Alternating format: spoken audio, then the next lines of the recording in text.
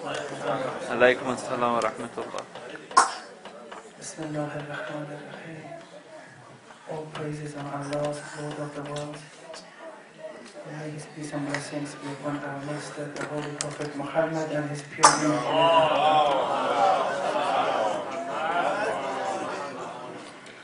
First of all, let me say it's an honor and a delight to be with you, brothers and sisters, tonight. And thank you for that introduction. But I'm not deserving of that introduction, but thank you all the same. I've chosen one or two small topics. And inshallah, you'll bear with me and let's see where we go.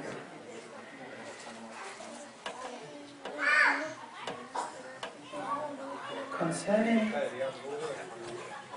who created the heavens, there inshallah we all agree that it was Allah subhanahu wa ta'ala. Why did He create the heavens? What was the ultimate reason He created the heavens? The creation of heaven is based on Allah's educational system in relation to the normal people like me and you, who are usually captivated by our souls, who are usually predominated by our egos. Allah subhanahu wa ta'ala created the heaven as a reward for us people. The condition being we have to acquire taqwa. That was the reason. Taqwa is a minimum. And by taqwa, for now, allow me just to say that it's acting in accordance with the Sharia, doing the wajibat, refraining from the muharramat. But that's a minimum. But this minimum was so important that Allah subhanahu wa ta'ala created the heavens for this very purpose. You acquire taqwa, this is heaven for you. Now, most of the references of heaven in the Quran are referring to a materialistic heaven.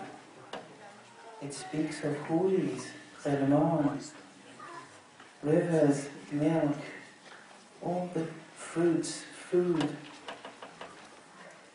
And that is the reward for this minimum taqwa, a materialistic heaven.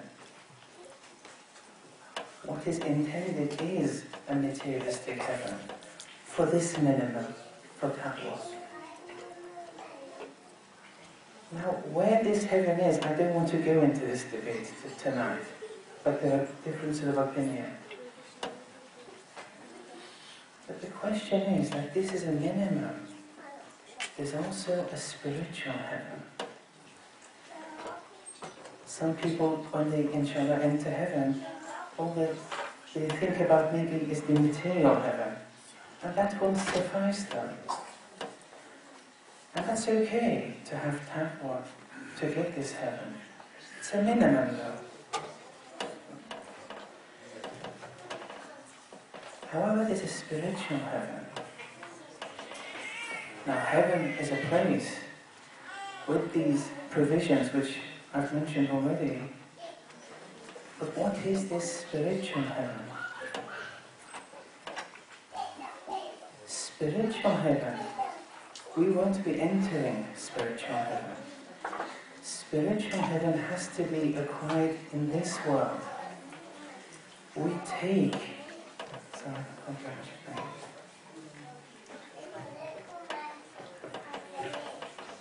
Spiritual heaven is something that we have to acquire in this world and take with us that status, that station to the hereafter. So whereas some people will suffice with the worldly pleasures in the materialistic heaven, and there is a place, it's called heaven, for some people they'll go higher. They want to sit with Imam Hussein alayhi salam. They have higher things that satisfy them. The huris, the foods, all this, these are very simple things for them. They want something higher. But they've acquired that right in this world, and they take that spiritual heaven with them to the hereafter. Hell, the creation of hell, there is a place, and it's called hell. Hell too shares a similar concept, and by that I mean hell is a place which Allah created that if you don't acquire taqwa, this is the consequence you will face. The important thing though in hell is this, that you create your hell. There is a hell. There's no doubt with respect to that. But don't think that when you go there then Allah does the burning, Allah does the punishing, and then complain and say what kind of God that is. No. You acquired your hell in this world, and you'll take it with you in the hereafter. You are the consequence of being burned yourself. You acquired that. In the Quran when it says وَقُودُهَا النَّاسُ وَالْحِجَارَةُ, the fuel of hell being people and stones, why should people be the fuel of hell? It's because their actions, the attributes they acquired in this world, will be manifested as fire in the hereafter. Sins are fire. You acquired that fire. You are taking the fire to the hereafter. Don't blame anyone else. And inshallah we'll go through one or two verses which touch upon this. That was just the introduction. So, on the day of resurrection, we are resurrected. But by we, it's our actions that are resurrected. How we behaved. Reward and punishment are vertical to our actions. In chapter 362, Allah subhanahu wa ta'ala states, is he who follows the course of Allah's pleasure like him who earns Allah's displeasure and whose refuge is hell, an evil destination? Naturally, they're not equal to one another. But the following verse, it says, hum, they, darajatun indallah, wallahu basirun bima ya'malun. They, these people, these people are darajat. It doesn't say lahum, for these people will be levels. It doesn't say for these people will be ranks or degrees.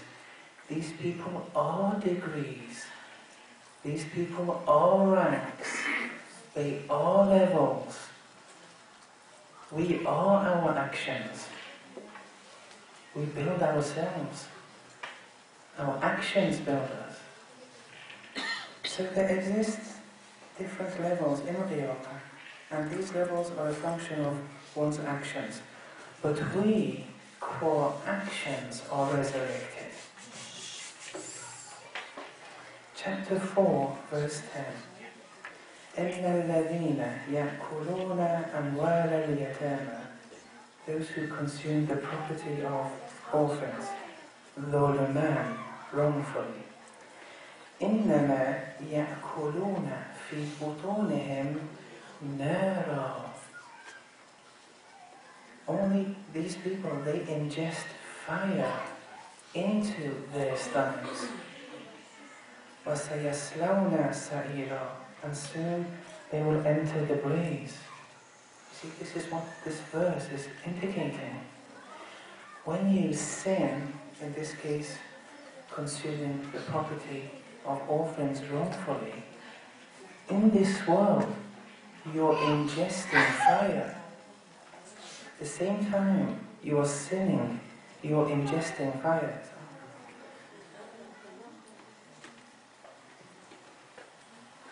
Now this ingestion of fire will be manifested on the day of resurrection. You're taking your hell with you. There is a place called hell. No one's negating that. But your sins, according to this verse, will be manifested, will be resurrected as fire in Jahannam. This is a natural cause and effect rule which Allah subhanahu wa ta'ala has assigned. This is the way it is. You take your spiritual heaven with you, and you take your hell with you. For heaven though, the materialistic heaven, taqwa is a minimum. But we want much higher than that. We want to elevate further and further.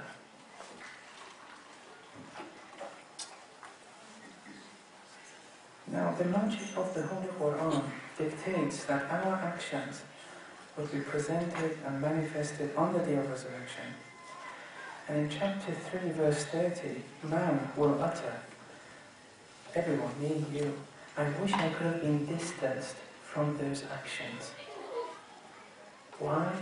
Because now they're being manifested as fire. It's that fire which you yourself created, which is burning you yourself. You are the fuel of hell. Ayatollah Hassan Zadeh al-Muli, who is a very respectable scholar in Rome in philosophy and Irfan. There are many, Ayatollah Jawadi al-Muli, Hassan Zadeh, and there are many others. He describes what I've said so far in the following lines. He says, our actions are seeds within which resides heaven and hell. We'll reap what we sow in the hereafter. Only then will we see heaven and hell. Every day, every moment to moment, action to action, you're creating your heaven, or you're creating your hell. But in this world, people won't be able to see. But in Barzakh, in the day of resurrection, everyone will see. And you will suffer because of the actions you yourself brought upon you. There's no room to bring it on others. In chapter 53, verses 38 to 41, and لا تزر وازرة وزر أخرى, says that no bearer shall bear another's burdens. There will be a manifestation of your own actions in the hereafter. No one shall bear another's burdens. وَأَنْ لَيْسَ لِلْإِنسَانِ إِلَّا مَا سَعَى, and that man has nothing save for that which man has strived for. وَأَنَّ سَعْيَهُ سَوْفَ يُرَى, and that he'll soon be shown his sa'i, his endeavor. ثُمَّ يُجْزَاهُ الْجَزَاءَ الْأَوْفَى, then he'll be rewarded for it with the fullest reward. So here we see that man is the owner of one's actions and endeavors. And our actions per se is that reward per se. Our actions are that punishment per se. In chapter 78, verses 25 and 26, after saying, indeed hell is an ambush, a resort for the rebels to reside therein for ages, tasting in it neither any coolness nor drink, except boiling water and pus, it says, جَزَاءً وِفَاقًا. This is a fitting requital. This is only harmonious to what you acquired. Don't be surprised now. Don't blame Allah saying, Allah is punishing me. Your actions were harmonious in relation to that boiling water. You wanted it. You acquired it. Don't give hell a bad name. Give yourself hell. Hell is a blessing. Because if it wasn't for hell, us people, many people who are mu'min but have sinned, they may have to go through some stages of hell before entering heaven. They have to be purified. Hell itself is a blessing for us Muslims and other believers. You acquired that boiling water. There's no one else to blame. It was in accordance with your own endeavor.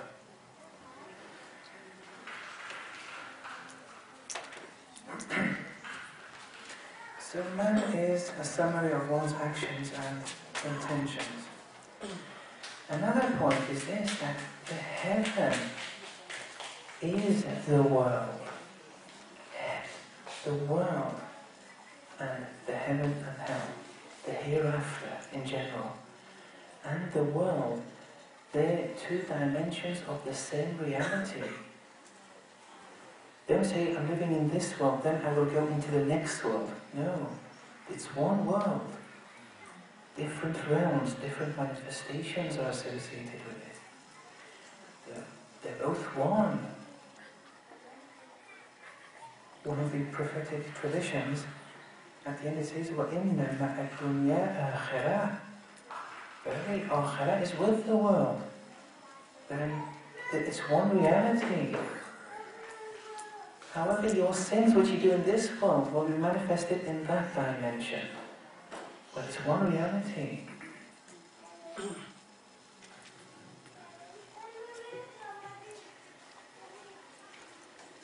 But in this world, it's collective and conventional, the rules. Whereas in that world, it's real. Reward is real. Punishment is real. And it's individualistic. No one can bear the burdens of others.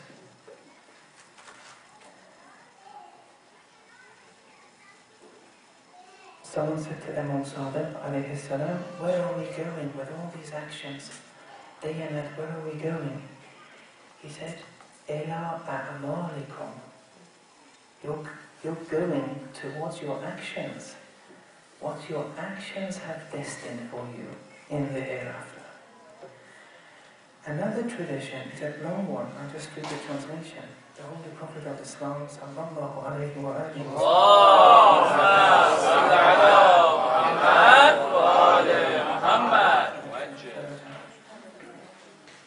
He said, you'll be buried with a friend. You're never alone.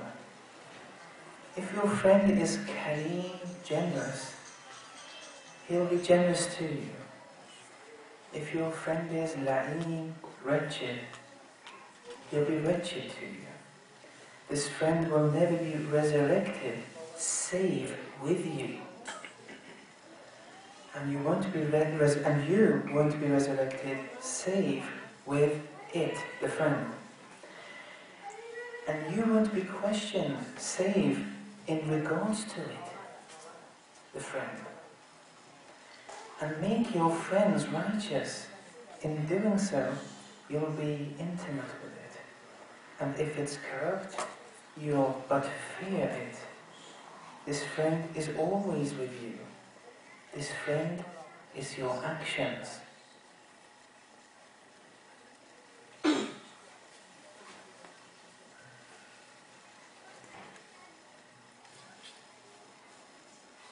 Well, maybe I'll touch upon this tomorrow or another time, but the questioning of Nakir and Munkar, the pressure of the grave, these are all results of our actions, but within a certain manifestation. Even verses where, like chapter 2, verse 25, وَبَشِّرِ الَّذِينَ آمَنُوا وَعَمِلُوا الصَّالِحَاتِ, give good glad tidings to those who believe and do righteous actions. أن لهم جنات تجري من تحتها الأنهار. For them will be gardens under which rivers flow. That materialistic heaven I was speaking about in the beginning. كلما رزقوا منها من ثمرتين, whenever they're provided with its fruit, رزقان for sustenance, قالوا, they'll say, هذا الذي رزقنا من قبل. This is what we were provided with before. وأتوا به متشابها. They were given something resembling it. They were given something before, resembling what they were given now. وَلَهُمْ, and for them, فِيهَا, in this Jannah, أَزْوَاجٌ مُطَهَّرَةٌ وَهُمْ فِيهَا خَالِدُونَ. And there are pure azwaj for them.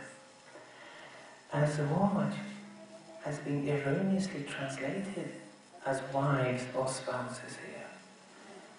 Zawja means spouse, woman. Its plural is zawjat. Azwaj is the plural of zawj. Zawj means friend. And friend here is that ila a'malikum. Those actions which act as your friends. Actions that you do in this world, which act as your friends in the hereafter. These are pure. And as a result, you'll be in heaven forever. And finally, in chapter 11, Surah Al-Hud, which the brother very nicely recited before I came on, says, قَالَ يَا نُوحُ. Allah subhanahu wa ta'ala said, O Noah. Noah wanted his son to be saved. But Allah subhanahu wa ta'ala said, يَا نُوحُ إِنَّهُ لَيْسَ مِنْ أَهْلِكَ. Verily, he is not of your family. To be of your family requires a criteria. إِنَّهُ, verily, he, your son, is عَمَلٌ غَيْرُ صَالِحٍ. Your son is a non-righteous action. Don't say your son is one who committed or is the owner of non-righteous actions. Here the Quran would have written, for example, إِنَّهُ ذِي أَمَلٍ غَيْرُ صَالِحٍ. He's the owner of. And here, Ayatollah Hassan Zawda specified this here. He said, here, whoever thinks there's a the owner of, deleted, not deleted as in it was there, then it was deleted, rather grammatically, that is what is meant. He or she is only imagining this. He was a bad action. The son of Noah was a bad action. We are our actions. And then that action will be manifested in the hereafter. However, this story of Prophet Noah alayhi salam has a number of esoteric dimensions to it.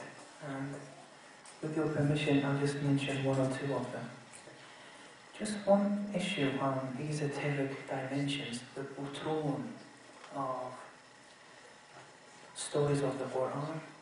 We have traditions, authentic traditions, that state that all verses of the Holy Quran have esoteric dimensions. All of them are like that. And some traditions say there are up to 70 esoteric dimensions to each verse of the Holy Quran. However, we don't have access to those esoteric dimensions. Only the Ma'sumeen have this access. And in many of the traditions, the Ma'sumeen have referred to the esoteric dimensions of these stories. There's nothing wrong with scholars extrapolating esoteric dimensions, okay, which haven't been mentioned in the traditions, as long as they say that maybe this is one esoteric dimension. They can never say this with certainty. Some esoteric dimensions are in the traditions, most of them aren't. Here, the esoteric dimension here isn't in the traditions. Imam Khomeini, rahmatullah alayhi, in one of his books, he refers to this and says, maybe this is what is meant. So taking that in mind, I'll go through this story. Chapter 11, I'll start with verse 41. وَقَالَ ارْكَبُوا فِيهَا. And Noah said, board upon the ship, embark it, board the ship, the ark. Bismillah, with Allah's name. Majraha wa mursaha. With Allah's name, it shall set sail, and it shall anchor with Allah's name. In general, when we say Bismillah, Bismillah ar-Rahman ar-Rahim, we don't say Billah ar-Rahman ar-Rahim. This Rahman ar-Rahim is connected with Ismullah. In general, everything other than Allah is called Ismullah, Allah's name. When we eat and say Bismillah, Bismillah is a prepositional phrase in Arabic. Bi is a preposition and Ismullah is the noun. These phrases are always associated with a verb. When we eat and say Bismillah, we're saying, with Allah's name I'm eating. With Allah's name I'm driving. In the first case is with my mouth, which Allah has given me, I'm eating. With my hands, Bismillah, I'm driving. When you say Bismillah before the drive, with my hands. Anything other than Allah is Ismullah. However, this microphone is Ismullah. This is Ismullah. That's Ismullah, everything. However, there are degrees to this. Whatever exists is a manifestation of Allah's attributes, but there are degrees to it. The most complete manifestations of Allah's attributes are the Ma'sumin, the Ahlul Bayt. Anyway. صلى على محمد وآل محمد. اللهم صل على محمد وآل محمد. Imam Khomeini says in this story that the ark is the soul, esoterically. So, we don't negate the external and exoteric side to this story, but there are esoteric dimensions to it. It's his opinion. He says maybe the ark is the soul. So, board the soul, board the ship, he says, with Allah's name, when you set off, when you sail, and when you anchor. This embarking on the ark, some scholars, including Imam Khomeini, says, embark on your soul. You be in control of your soul. Bismillah, with Allah's name, from the beginning to the end, in your spiritual journey. In the external aspect of the story, it was the journey of the ark. This journey of the ark is the journey of our spirit in Sayr al-Suluk, in spiritual wayfaring.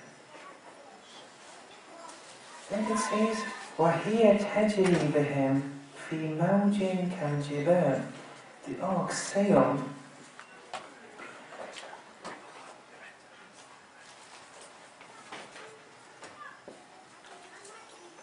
amidst the waves, these waves rising like mountains. وَهِيَ تَجْرِي بِهِمْ فِي مَوْجٍ كَالْجِبَالِ. The ark is sailing amidst the mountains, amidst the waves, which are like mountains. Here, scholars say that the waves here esoterically are the forces of egoism, forces of evil.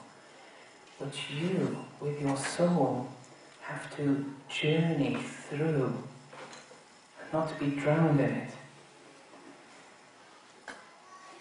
You shouldn't allow yourself to be drowned. You have to continue with that spiritual elevation. Jabal, these waves have been compared to mountains. In the story of Hazrat Musa, where the mountain crumbled, there we have traditions that the mountain there is tantamount to the ego. Here scholars say that the ego is a great barrier, and we have traditions supporting this. That which is most at war with you is your nafs, your ego. So the soul is travelling amidst the waves, these tumultuous waves, the forces of egoism which prevent one's spiritual elevation, and you have to pass through it by means of Ismullah.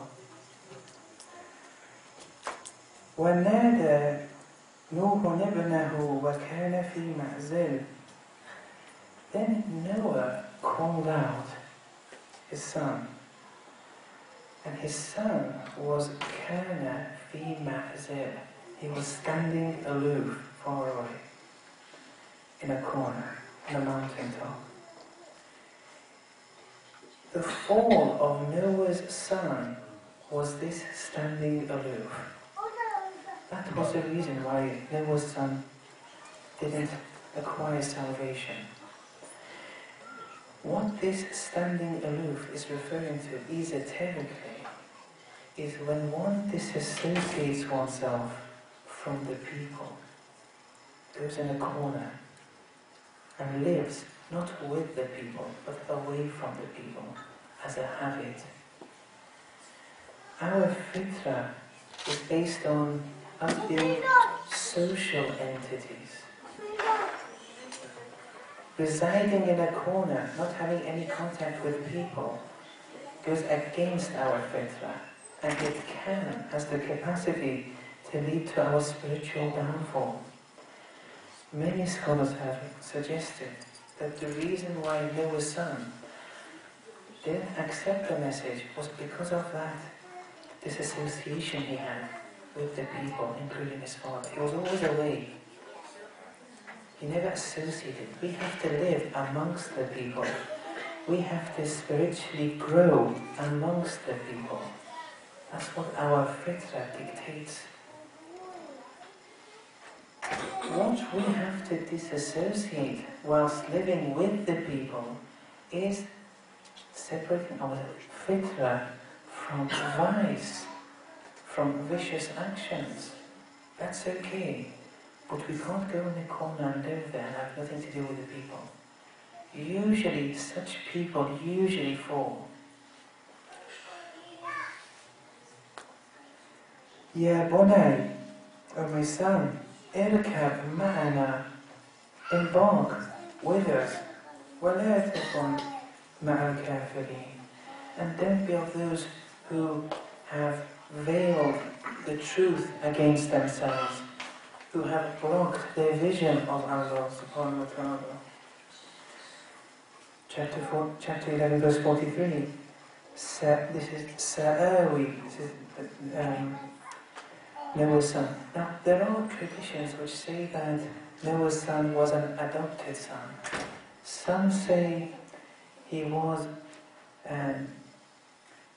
the son of the wife of Hazrat Noah before. However, the majority of the scholars say no, he was a biological son. But there are traditions which suggest otherwise, but the majority of scholars say no, this was the biological son. This son then said, Sa'awi ila jabal, I'll take refuge on a mountain. Esoterically, meaning I'll rely upon my own soul. Again with the jabal, I'll take refuge in myself, my own soul. Self-reliance can be dangerous spiritually. relying on one's nafs is a sign of being captivated by one's nafs. You should never be captivated. You should always tame the ego, domesticate the nafs. Yasimuni, it will save me, this mountain. That's the false hope. That's the false certainty one acquires when one relies not on Allah subhanahu wa ta'ala, but rather on oneself. This is the false sense of security one acquires. Yasimuni, it will save me. Min al-ma', from the water, esoterically referring to the forces of evil. وَحَالَ بَيْنَهُمَا الْمَوْجِ فَكَانَ مِنَ الْمُغْرَقِينَ. And then the waves, those waves of evil, separated the two. And the son was amongst those who had drowned. Esoterically drowned in this world. Drowned in one's nafs. Spiritually drowned. In the dunya bahrun. Verily the world is an ocean. فَقَدْ غَرِقَ فِيهَا, drowned in it, جَيْلٌ كَثِيرٌ, waves and waves of people. وصلى الله على محمد وآله اللهم صل على محمد وآل محمد. Ask if inshallah. Please. Thank you, Dr. Sekalashvar. As you see, you had to pay very close attention, and we want to give everybody an opportunity to ask questions. So if you have any that you want to write down or ask, take a few moments to do that. But if Dr. Farooq Sekalashvar could come up here, please, and answer some of those questions that people may have. Please recite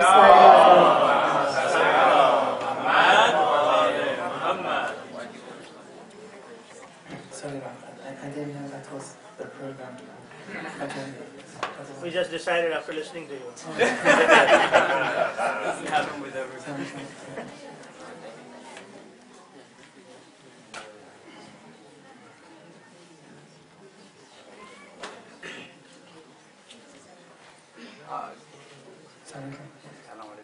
Would you please just tell us more about the dimension of the Quran, the meanings that they say that they have more than one dimension? Would you elaborate on this? I don't have the tradition with me, but there are traditions which say that every verse of the Quran, Allah's knowledge is not accessible to us. This ilmullah had to descend and be manifested in a number of realms before we had the Arabic Quran. Before receiving the Arabic Quran, ilmullah had to descend a number of manifestations. Now we have the Arabic Quran.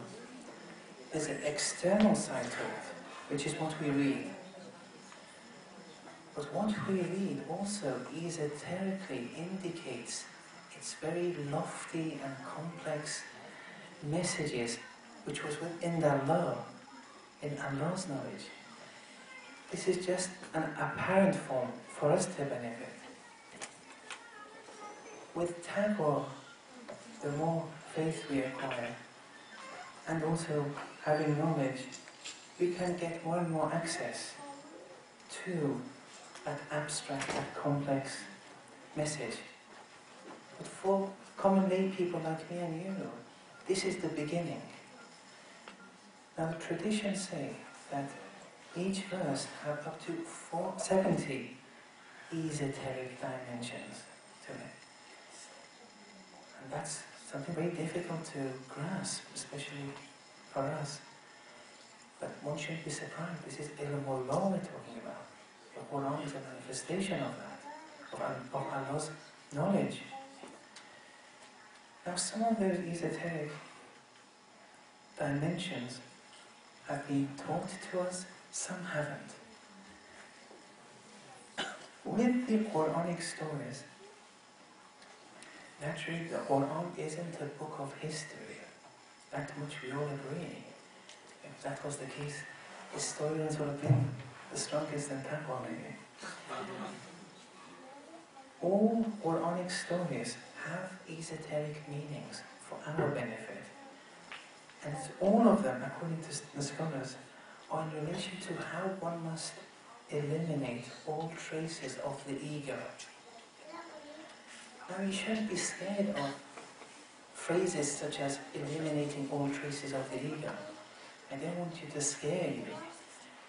It's just that whatever you do in the worldly life, when you go out, have a nice time, when you see your family, go to the cinema, go out picnicking, whatever you do, every action you do, Allah mustn't exit the equation. Always consider Allah. Don't sin when active in relation to any deed. And like that you're building yourself moment to moment. But this eliminating one's ego is the key to all difficulties. If one truly manages to kill the ego, and will never succeed 100%, but our aim is just to be positioned on the path. Some people will succeed 5%, some people 10%, 15, 20. But Sayyid Suluk, the spiritual wayfaring, Islamic ethics, and the aim in all actions is to control and tame the ego. Even small things like eating. With eating, there's an etiquette. The mustahabat and the makruh. Don't eat fast, don't eat too much. All these etiquettes on eating is all for taming that ego, so that animalistic dimension will be resurrected. Eat like a human. Control your eating. Don't eat a lot. Eat slowly. Morsel by morsel, when you eat slowly, you're taming the nafs. If you eat no matter what without Bismillah, eat until you're very full, that's not good. So even with the small things, the etiquette which Islam provides, esoterically it's for building the nafs. Sorry for just going too much over here. Sorry.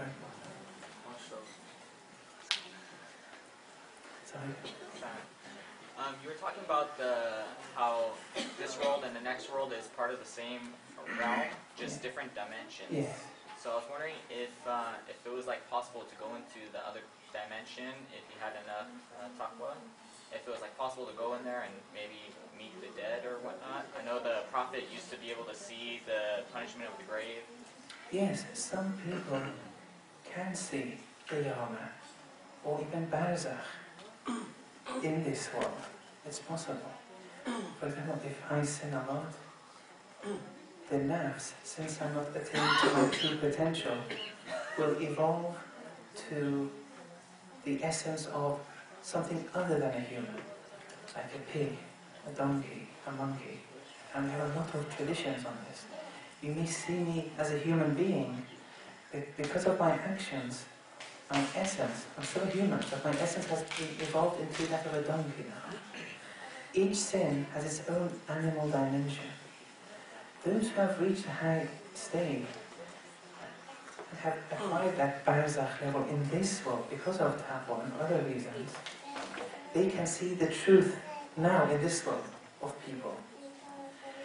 However, they would never proclaim that I can see such a thing, because that itself is a manner of boasting and goes against the soul.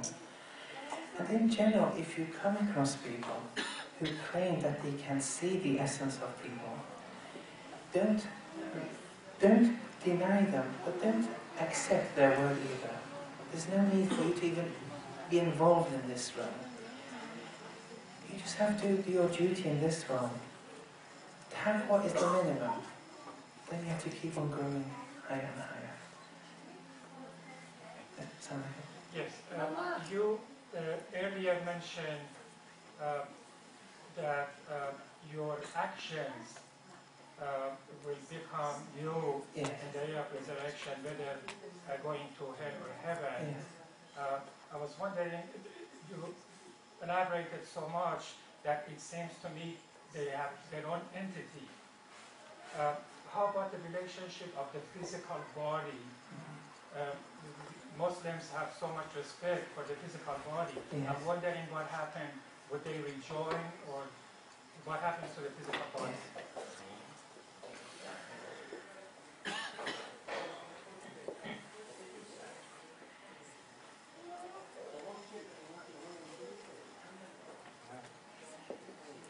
In Barzakh, when we die a physical death, otherwise the I, the first person singular, the immaterial rational spirit, which is the essence of what we are, that persists, that continues.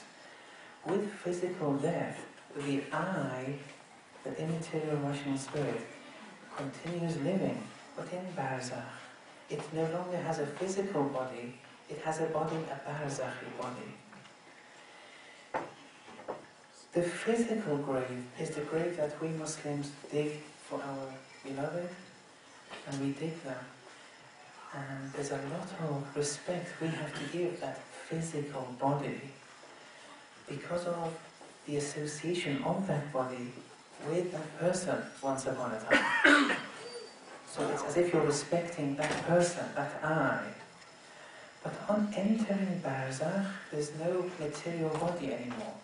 The I is there, Barzakh, Hades. This is before the day of resurrection. This is the esoteric, this is the internal grave, internal qabr. Here, we're conscious. We can't drive, we can't do salat, but we're conscious.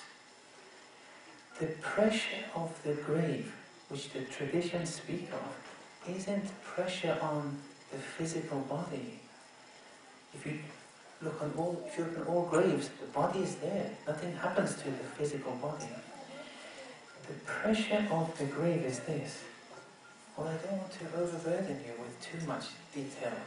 So I don't want to confuse anyone. That's why I didn't want to touch upon this. Ayatollah Hassan Zadeh, in one of his books, he describes this in depth. When we act in this world, for example, I lie to someone. Once this lying becomes a habit and becomes a second nature to me, or stealing, or mocking people, or any sin, once this becomes second nature to us, it becomes incorporated within our nafs. That malakeh, that second nature that we've acquired now, and we've become accustomed, and it's now habit in relation to us, is part of the nafs. It is us. But it's a negative malakeh, a negative second nature. That malakeh, that second nature, in Barzakh, will turn and be resurrected according to the traditions as a predator. That is the pressure of the grave. Now some traditions speak of 99 predators. Allah has 99 attributes. Our duty in this world is to be manifestations of Allah's attributes. If Allah is Rahman, we have to be Rahman. We have to be loving. We have to have mercy to everyone, Muslims, non-Muslims. Allah is Rahim. We have to make Rahim our second nature. We have to habituate ourselves and be a manifestation of Rahimiyya of Allah subhanahu wa ta'ala. If Allah is Ghafoor, we have to be forgiving. And some traditions speak of forgiving people in a single day 70 times over. Not only once or twice. Once you succeed in forgiving the same person 70 times in the same day, you will be a true manifestation of this attribute of Allah, Ghafoor. This manifestation that you acquired in this world, in Barzakh, will appear as a light. However, if you have not a single bone of forgiveness within you, and that's become habituated within your nafs, that will come as an animal to haunt you in Barzakh. Those bad actions will be resurrected in this way. With your permission, I'll stop there. It's okay. Yes.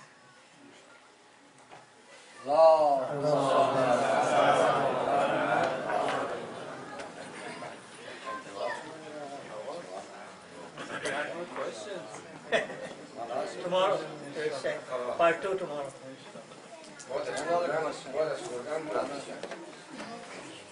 Thank you again. And thank you everyone for coming. Inshallah, we will see you all tomorrow night. There is some pizza for you to enjoy. And if you have any questions left, you could always speak to Dr. Farooq in person. Or also, we will have the same session tomorrow night. We'll leave a longer session for discussion and questions. So the sooner you arrive, the sooner we can all get started. Thank you, and allow salawat, please.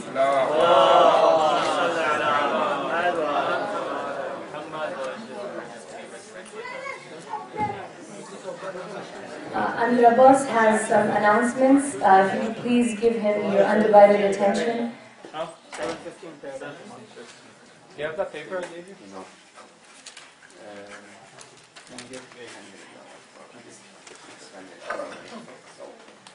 بسم الله الرحمن الرحیم. سلام علیکم فرمانبرداران عزیز.